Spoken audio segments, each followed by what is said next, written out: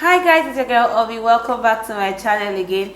Thank you for supporting me. Thank you for watching my videos and for subscribing.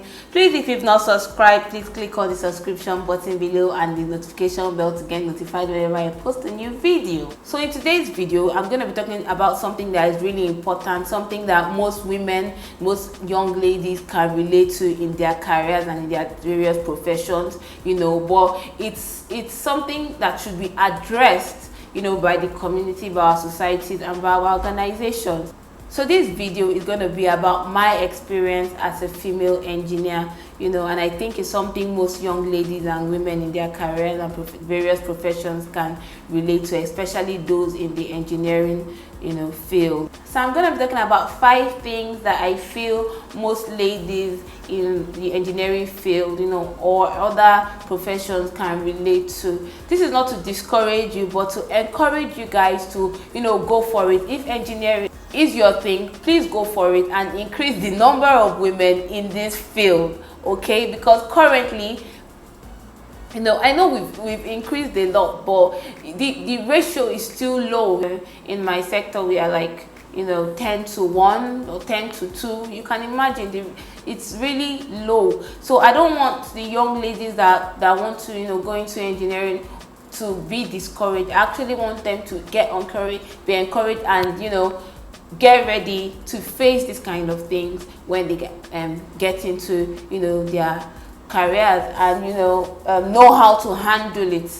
So that is why I'm making this video. First of all, how did I become an engineer? As a young girl, I used to be with my dad when he's fixing the generators or fixing his cars, and he used to go like, pass me the spanner, pass me the screwdriver, and if I don't get it, he correct me like, this is the spanner, this one is the square head, this one is the star head kind of screwdriver. So I got used to that kind of assisting my dad in things like that around the house. In primary school then, we're also introduced to the desktop computers, those boxy white computers, like cream color kind of computers, yes, and like that were like 250 MB in size, all the kind of computers then. So we're introduced to them, and I really took interest. I was very good at owning the computer. Before they say on it, I'm already on it at all.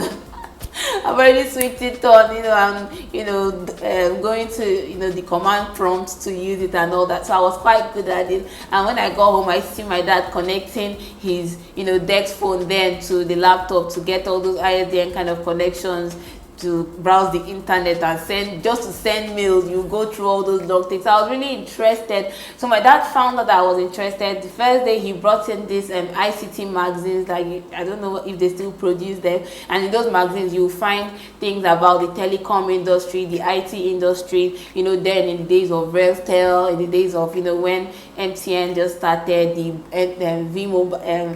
V-Mobile, all these networks came out. So I was really interested. I didn't really know what they were about, but I knew that it was something interesting about technology. So he knew that I was interested in those magazines, so he kept buying them. He bought them every time, and he would call me, and I'll be so excited about it.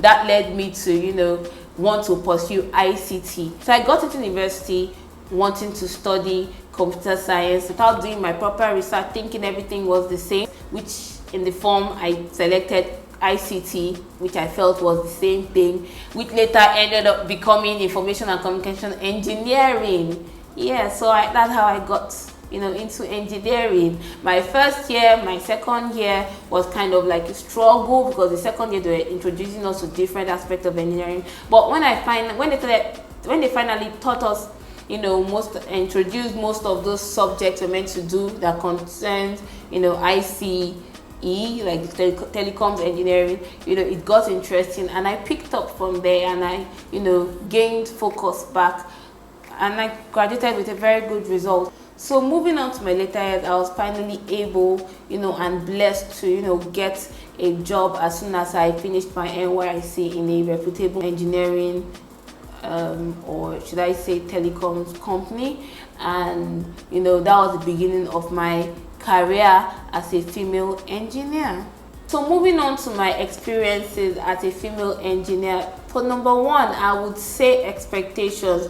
People are not going to expect much from you. You have to prove to your colleagues, you have to prove to your bosses, your managers, and everyone around, and even to yourself, that you are capable to do the job. You have to do your learning, you have to do your own research and your findings, you have to do the hard work for people to be able to trust you. Luckily for me, I had supervisors, managers, and mentors that were able to, you know, support us as women, not just me, but my other you know, female colleague. They were able to support us as women and, you know, encourage us to do our best. One of my mentor, I won't mention names because I know he might be watching this video, actually asked me one very important question, and I think he asked most of us: do you want me to treat you as a lady or treat you as an engineer? Because obviously I'm there to be an engineer, not just a lady. I will also be a lady, but I will also first think to that company, I'm an engineer. So I told him, yes, engineer, please. So, you know, he trained us,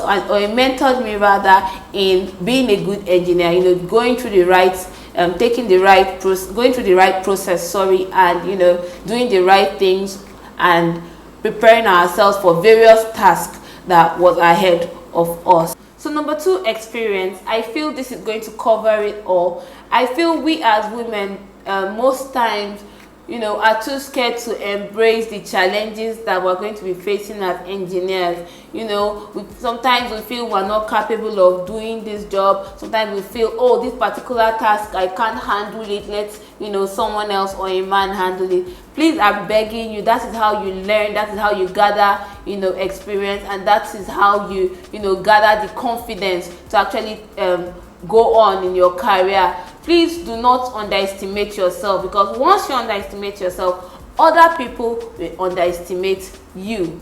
It's just, you know, they will notice it, and it's just a rule of thumb. You know, I think it's just a natural thing. When you feel you can't do it, other people are going to see, you know, the fear and also think you can't do it. So you need to take it up as a challenge and, you know, go for it. I had the opportunity to work with wonderful, you know, supervisors and mentors, where they actually gave me a particular job, although inside I was scared, but it was a challenge that I had to take. Yes, I had difficulties in trying to figure it out, but when I figured it out, I was proud of myself, they were proud of me, and they were able to give me more challenging tasks that I could add to my experience and to my, you know, resume. Number 3, I'll say talking down on women.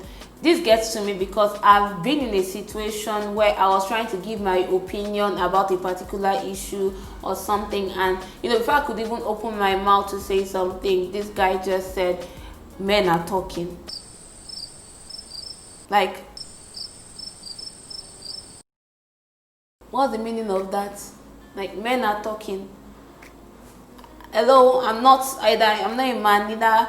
Right now, I'm not a woman, you know, I'm an engineer, so I was employed to give my opinion, and that is what I'm doing. So you are not meant to tell me whether men are talking, women are talking. An engineer should be talking at that moment. Okay, thank you. I actually took offense, and which was actually corrected by the side, but I made sure that I had to tell him and address that issue, that is no way to talk to a fellow engineer. Now, not to a woman, but a fellow engineer. I had to make him understand that we are all engineers trying to look for a solution for a common goal. You got me? Yes. So that was actually how I addressed that issue, and I noticed that most other people or most other men around us were shook by that statement. In this century, you know, it still happens. You know, you might not get it verbally like that, but from reactions and everything, every other thing, that might just be what would happen. So you should know how to address it and know how to hold yourself when those kind of things happen, instead of, you know, just removing your jacket and jacking the guy. Who is the woman? Who is the man? Please just, you know, address it calmly. You know, if you don't like it, you can call the person aside and tell him, okay, I don't want to be addressed that way, please, blah blah blah. Or number 4, I think women in their workplace or in their various engineering field can be misunderstood. You know, we as women, we have a lot of emotional things going on. We have our families, you know, we carry a lot of burdens with us, both in the family, both at work, at church, and everything. You know, we just feel we're responsible for everybody around us. And you know, sometimes those emotions can, you know, can be transferred. We are humans, we cannot change the way we feel. Okay, let me give an example. We're at work, we're trying to, you know, resolve an issue, and someone doesn't just want to give us any attention, probably because we are ladies, or you know, we have to, they kind of misinterpret, because I think we as women know how to push for issues to get resolved, you know, with we can't disturb. So let us not lie. You know, when we need something done, we get it done. Yes, go girl. This can be misunderstood or misinterpreted as being so emotional about something. You know, when you're trying to push something to be gotten done, people just say, you know, why are you being so emotional about it? Why are you taking it personal? It's my job. It's personal to me. That's what puts food on my table. You know, I have to get it done. So I think sometimes it can be misunderstood. Also, when we have our, you know, female, those times, the Red Robots months, you know, it comes with a lot of emotion, a lot of mood swings. You know, they don't really understand what's going on down there or with our body. Sometimes you come to work even when you're sick, even when you have mood swings, and you know, they don't get it. They just, you know, start going, why are you being emotional? Why are you taking it personal? Why are you shouting and all that? They really don't know what women are going through. You know, every day, sincerely, I always wish that there was a day off every month for every woman. If you are one of us that feels that way, please leave a comment in the comment section below and let us know, so that we can push for this agenda. That would be interesting. Like, hey, okay, let's not go there. Number 5, I think the last one would be being scared to challenge other people's opinions. You know, fine, everybody is entitled to their opinion, but if you feel that something is wrong somewhere, or something needs to be addressed, or something needs to be looked into further, please do not be scared or do not be intimidated by other people around. Speak up politely, and you know, pinpoint the areas that you feel should be corrected, or the areas that you feel should be looked into and addressed. Do not just lay back, or you know, keep low because you're a lady and people might not take what you're saying. Please speak up, because it is your job. That is why you are there. That is what is going to prove to people and yourself that you are a good engineer. Always speak up. Always let your opinion be heard. Okay? Yes. So yeah, these are some of the experiences that I face, and I feel most ladies also can relate to in their engineering field or career. So I won't say I'm the best at what I do, because you know, there are other female engineers that have gone higher, and some of them have reached the peak of their careers, you know, and have achieved a lot. Neither would I say I'm a TEDx speaker or mentor, which I hope to become in the future after, you know, I've achieved all the things I want to achieve. But I would try to like drop some tips here. Number 1, try to find yourself a good support system. By support system, I mean another, you know, female engineer in your team or around your office. Learn 1 or 2 things from each other, you know, how they try to handle things around there. Learn skills, not only like technical skills also. It has been helpful to me. I actually have ladies and, you know, other women in the office that I actually see as elder sisters, and we support each other, you know, by sharing knowledge, sharing skills, you know, and teaching each other 1 or 2 things, and helping